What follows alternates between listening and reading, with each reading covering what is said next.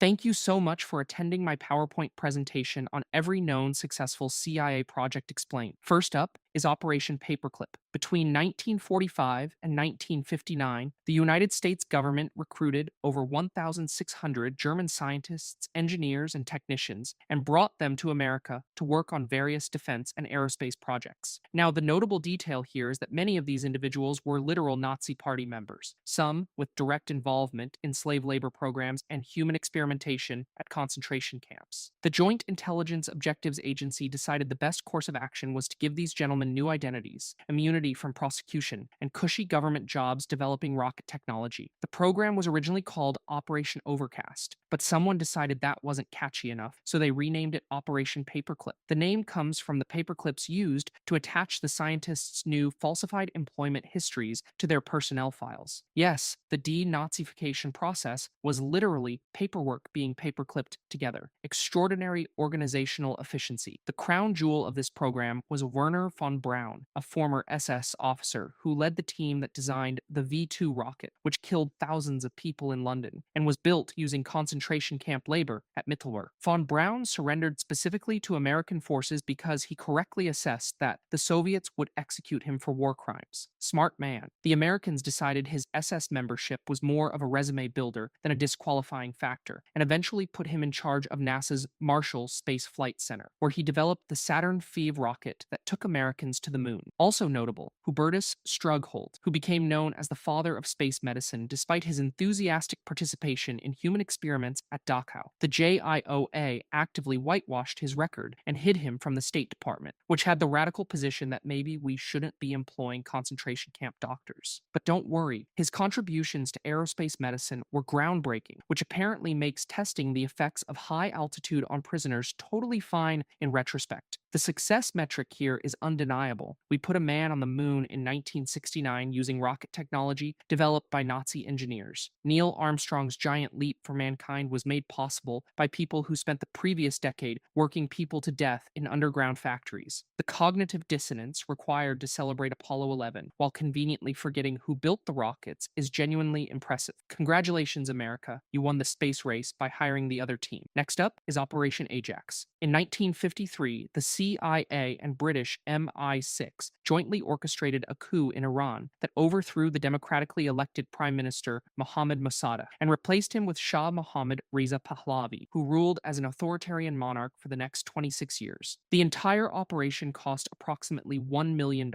lasted less than 1 week, and was conducted because Mossadegh had the audacity to nationalize Iran's oil industry, which threatened British and American petroleum company profits. So naturally, democracy had to go. The British called their version Operation Boot, which is genuinely perfect naming because they'd been kicked out of Iran and were mad about it. The Americans went with Operation Ajax, which sounds much more professional and less like a tantrum. The operation was personally led by CIA agent Kermit Roosevelt Jr., grandson of Teddy Roosevelt, because apparently overthrowing foreign governments runs in the family. The methodology was straightforward. Roosevelt's team used propaganda, bribed military officers, and hired actors to stage protests that would create the appearance of civil unrest. They organized fake communist mobs to riot in the streets, which gave the military justification to intervene and restore order by installing a dictator. Classic problem solution framework. Here's where it gets better. The initial coup attempt failed completely. Roosevelt received direct orders from Washington to abort the mission and leave Iran. He looked at those orders, decided they were more like suggestions, and just tried again a few days later. The second attempt worked. Mossadegh was arrested, the Shah took power, and Roosevelt became a legend in the intelligence community for his commitment to ignoring his supervisors. The success here is remarkable. For roughly the cost of a nice house in suburban Washington, the United States toppled a democratic government and installed a puppet regime that gave American and British oil companies exactly what they wanted. The Shah remained in power until 1979, when the Iranian Revolution overthrew him and created the Islamic Republic that definitely has no lingering resentment about foreign interference. Can't imagine why they wouldn't trust us. The CIA didn't officially acknowledge involvement in Operation Ajax until 2013, a full 60 years after the fact. This is despite the fact that everyone in Iran knew, everyone in the intelligence community knew, and most historians knew. But the official position was denial, because admitting you overthrow democracies to protect corporate interests is bad for the leader of the free world brand. Moving on to Acoustic Kitty. In the 1960s, the CIA spent approximately $20 million over 5 years, which translates to roughly $200 million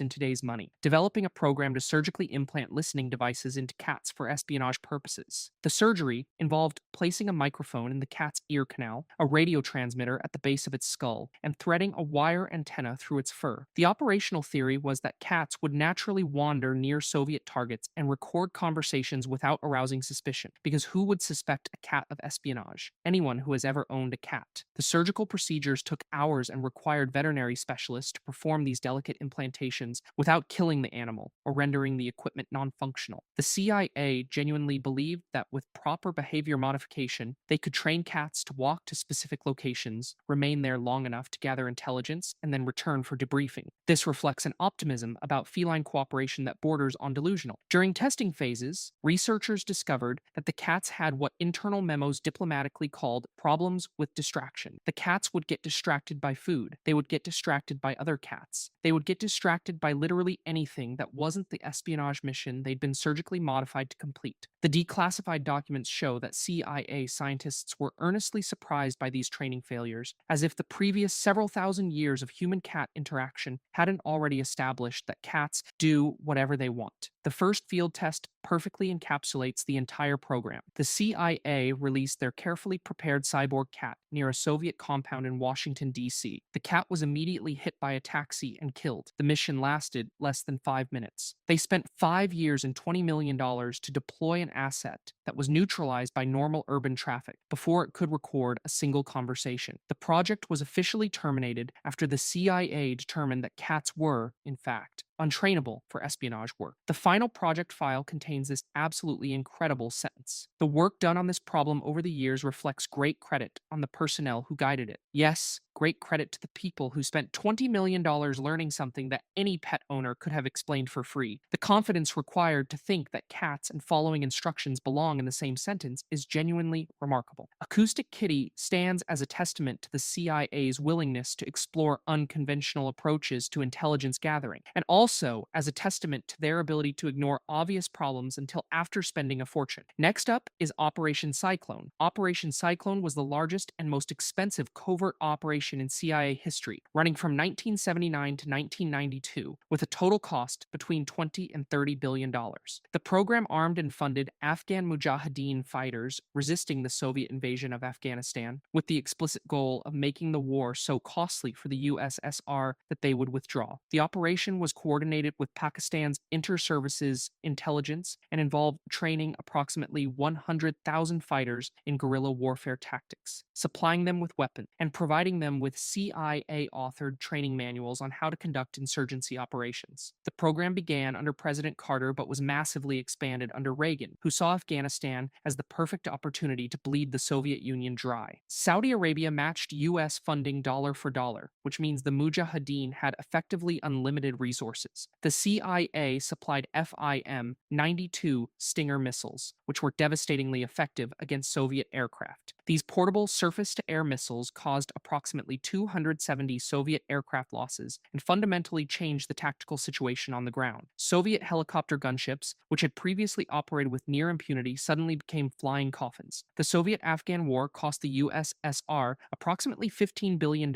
annually and contributed significantly to the economic collapse that ended the Cold War. The Soviets withdrew from Afghanistan in 1989, and the CYA considered Operation Cyclone an unqualified strategic victory. Mission accomplished. We defeated communism by arming Islamic fundamentalists with advanced weaponry and teaching them asymmetric warfare tactics. What could possibly go wrong? Well, it turns out that when you train 100,000 fighters in guerrilla warfare and give them billions of dollars worth of weapons, those fighters and weapons don't simply disappear when the conflict ends. Many of the Mujahideen who received CIA training and equipment went on to form the Taliban and Al-Qaeda. Osama bin Laden himself was among those who benefited from CIA-funded limited operations in Afghanistan, though the extent of direct CIA contact with him remains disputed. The Stinger missiles we supplied stayed in circulation for decades, occasionally appearing in conflicts we'd rather they didn't. The strategic thinking here was classic Cold War logic. The enemy of my enemy is my friend, except that philosophy assumes your temporary ally will remain friendly after the mutual enemy is defeated, which is a bold assumption when dealing with fundamentalist fighters who have explicitly anti-Western ideologies. But those were problems for future administrations to worry about. Operation Cyclone was absolutely successful in achieving its stated objective of forcing Soviet withdrawal from Afghanistan and contributing to the USSR's collapse. The CIA celebrated this victory for about 12 years, until approximately September 2001, when the long-term consequences of arming and training Mujahideen fighters became impossible to ignore. Turns out, proxy wars have a way of coming back around. From the largest CIA operation to one of the strangest, let's talk about the Stargate project. From 1978 to 1995, the United States government spent $20 million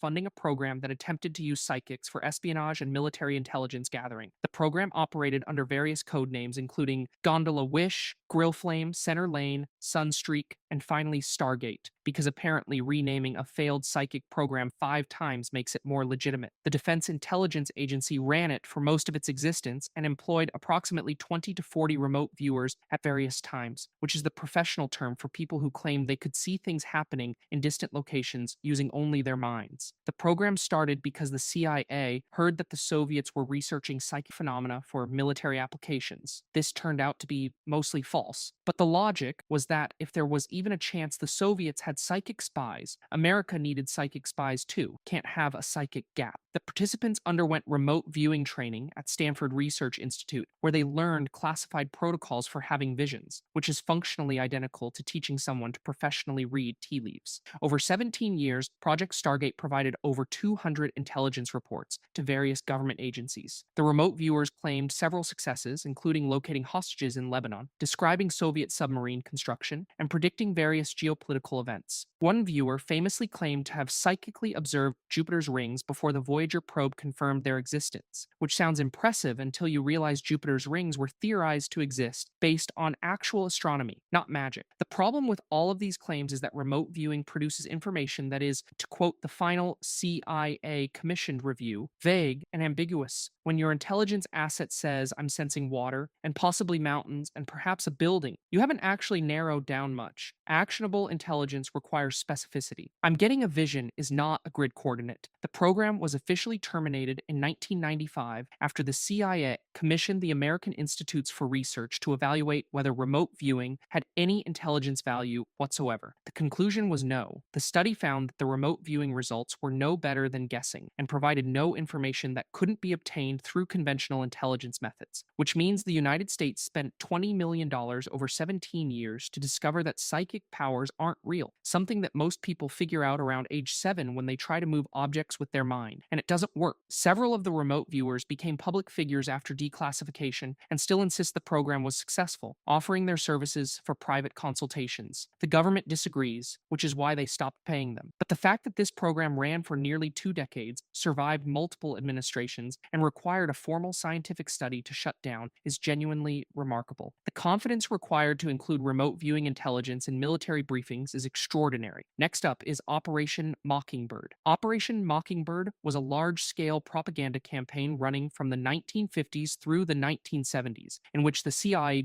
recruited journalists from major news organizations as intelligence assets, funded media outlets, planted stories, and shaped domestic and foreign news coverage to align with agency interests. Over 400 journalists and 25 major media organizations were involved. The CIA owned or subsidized over 50 newspapers, magazines, and publishing houses. The success metric here is clear. They effectively controlled the narrative on Cold War policy, foreign interventions, and CIA operations themselves for nearly 3 decades. Frank Wisner, who ran the operation in its early years, called it his mighty Wurlitzer, referring to the theater organ that could play any tune. He could orchestrate media coverage the same way a musician plays an instrument. Want positive coverage of a coup? Play that chord. Need to discredit a foreign leader? Different melody. The metaphor is actually perfect except for the part where it describes the complete subversion of journalistic independence and democratic discourse. The operation involved journalists from the New York Times, CBS, Time Magazine, and dozens of other outlets that Americans trusted for objective reporting. The CIA created entire publishing houses, like Prager Publishers, specifically to produce books that advanced agency narratives. Cord Meyer ran the operation for years and personally recruited Philip Graham, publisher of the Washington Post, as an asset. So when you read articles about foreign policy or intelligence operations, there was a non zero chance they were written or influenced by people on the CIA payroll. The really impressive part is the meta level manipulation. The CIA planted positive stories about the CIA in newspapers, which then shaped public perception of the CIA, which then made it easier for the CIA to operate. It's a perfect closed loop of propaganda reinforcing itself. Objective journalism, where the objective was getting CIA approval before publication. The Church Committee investigations in 1975 exposed the scope of Operation Mockingbird, and the CIA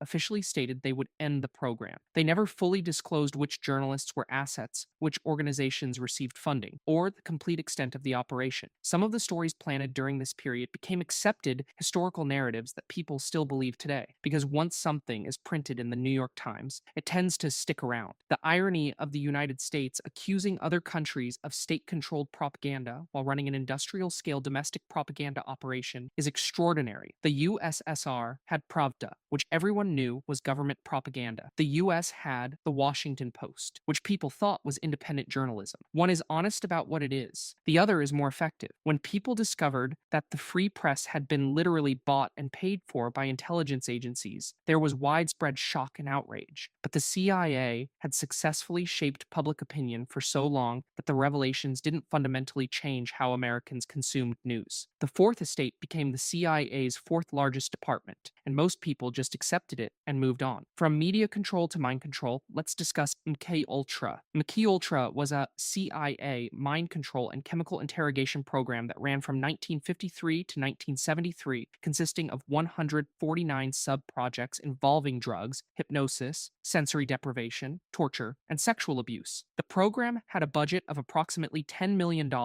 equivalent to roughly $90 million today, and was led by CIA chemist Sidney Gottlieb. The primary research method involved administering LSD and other substances to unwitting subjects, including CIA employees, military personnel, prisoners, and mental patients, to determine if mind control was achievable and if drugs could be weaponized for interrogation purposes. The scope of MKUltra was genuinely expansive. One subproject, Operation Midnight Climax, involved the CIA running brothels in San Francisco and New York where they dosed clients with LSD without their knowledge, filmed them through two-way mirrors, and observed the results. Yes, the United States government operated drug-fueled brothels for psychological warfare research. Your tax dollars at work. The program tested LSD on prisoners at the Lexington Narcotics Farm in Kentucky for 11 consecutive years. These prisoners were given LSD for weeks or months at a time in exchange for heroin, because the research protocol required long-term exposure data and informed consent wasn't part of the experimental design. Some subjects experienced permanent psychological damage. The CIA considered this an acceptable cost of research. Frank Olson, a biochemist working on MKUltra projects, was dosed with LSD without his knowledge during a 1953 retreat. He fell from a hotel window 9 days later in what was ruled a suicide, but evidence strongly suggests he was murdered because he expressed moral concerns about the program. His family received a settlement from the government in 1975 after the truth emerged, which is the closest thing to an admission you'll get. Here's where the success metric gets interesting. MKUltra did not achieve mind control. The research conclusively demonstrated that you cannot reliably control human behavior through drugs or hypnosis. However, the program did develop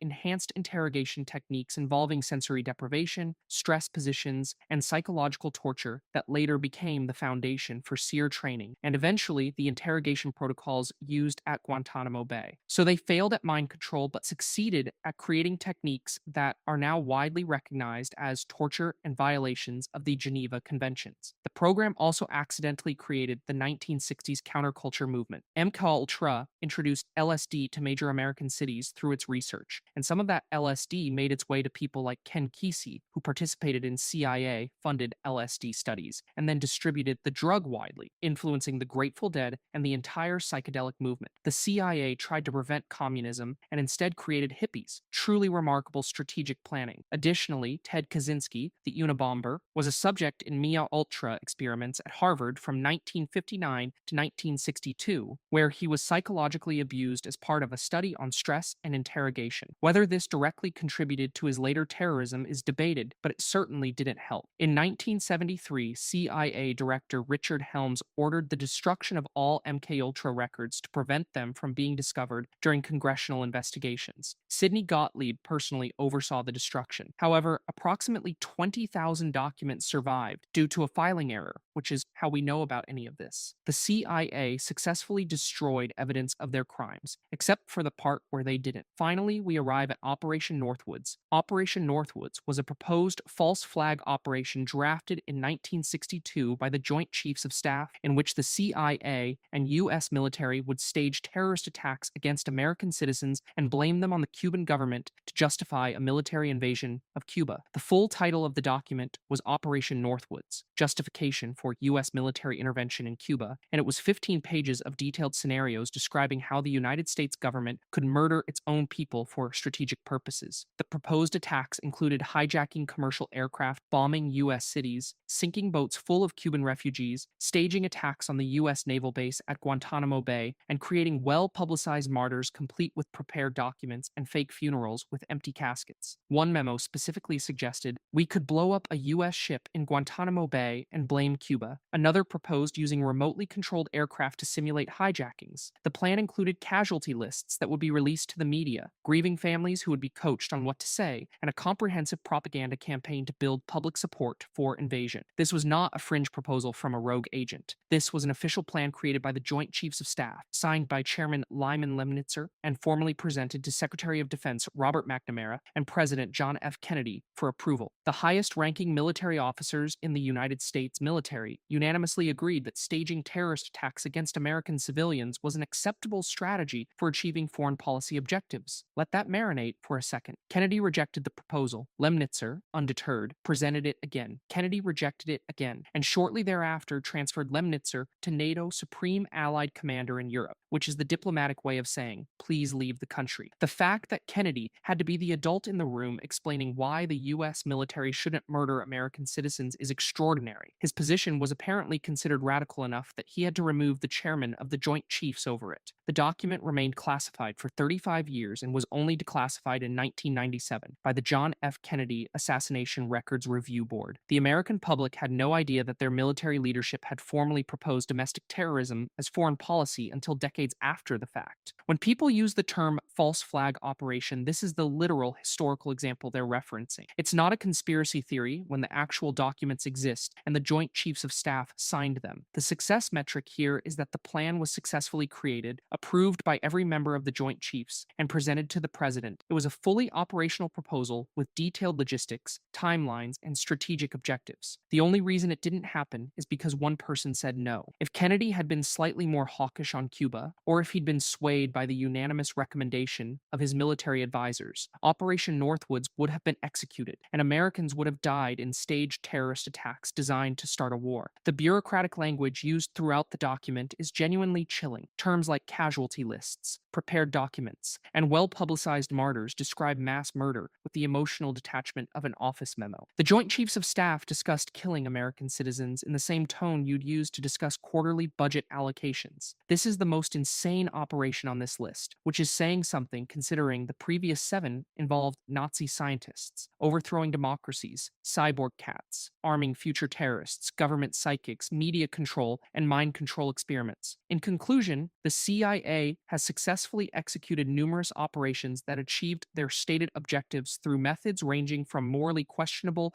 to actively psychotic, and you should absolutely study them. If you enjoyed this PowerPoint presentation, I made others, and you should absolutely check them out. Peace on planet Earth.